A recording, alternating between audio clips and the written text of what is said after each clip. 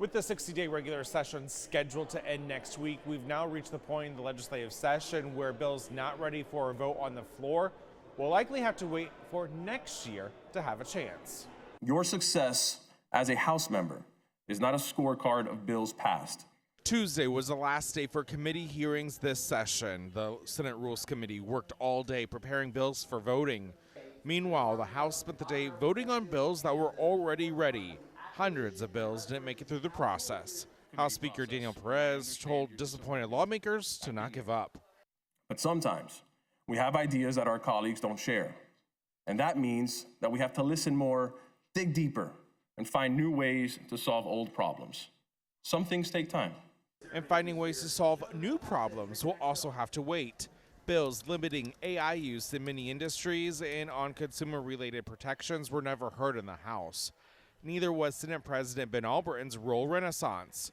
House GOP priorities like easing gun buying restrictions are dead after never moving in the upper chamber.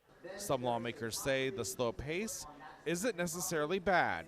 You know, oftentimes the less we do, the better, and the less harm we do if we pass fewer bills.